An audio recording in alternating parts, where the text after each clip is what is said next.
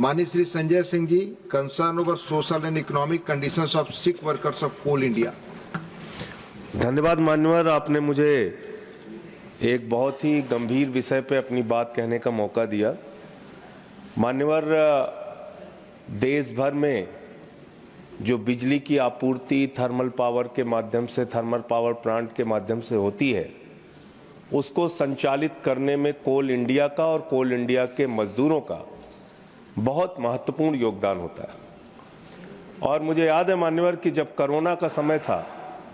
उस वक्त भी कोल इंडिया ने अपना प्रोडक्शन बंद नहीं किया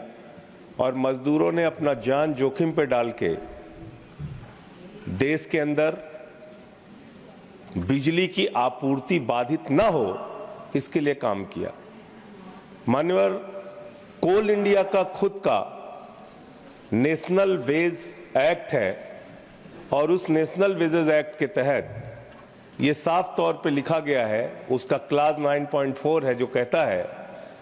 कि जो मजदूर कोल इंडिया में काम करते करते गंभीर रूप से बीमार हो जाएगा, किसी को कैंसर की बीमारी, किसी को लीवर की बीमारी, किसी को किडनी की बीमारी, यानी कि जो गंभीर बीमारियां हैं, उनके लिए ये नियम बनाया गया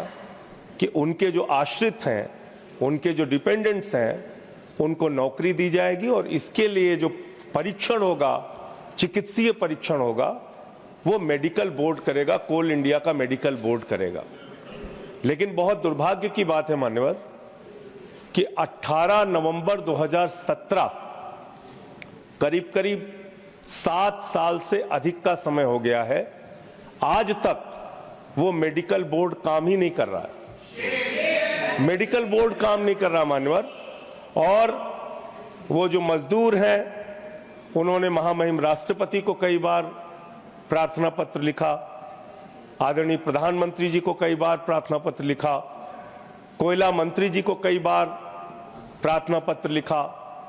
जो वहां से रिप्लाई आया वो भी संतोषजनक नहीं है, वो रिप्लाई भी उनके पास था। तो मान्यवर, मैं आपके माध्यम से सरकार से विनम्र अनुरोध करना चाहता हूं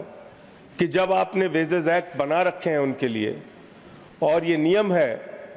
कि जो लोग गंभीर रूप से बीमार होंगे, मेडिकल बोर्ड उनका चेकअप करेगा और जो उनके आश्रित हैं, जो उनके डिपेंडेंट्स हैं, उनको नौकरी दी जाएगी, तो उस मेडिकल बोर्ड को 7 साल से क्यों बंद रखा गया है, क्यों वो काम नहीं कर रहा है? पहली तो इसकी जांच होनी चाहिए और उन लोगों पे कार्रवाई होनी चाहिए। और जो लोग राष्ट्रपति को चिट्ठी लिख के इच्छा मृत्यु की मांग कर चुके हैं कि अब हम मरना चाहते हैं इस परिस्थिति में, उन लोगों की तकलीफों का भी ध्यान दिया जाए और मेडिकल जांच करा के उनके जो डिपेंडेंट्स हैं, आश्रित हैं, उनको अनुकंपा नियुक्ति दी जाए, उनको कोल इंडिया में नौकरी प्रदान की जाए। धन्यवाद मान्यवर।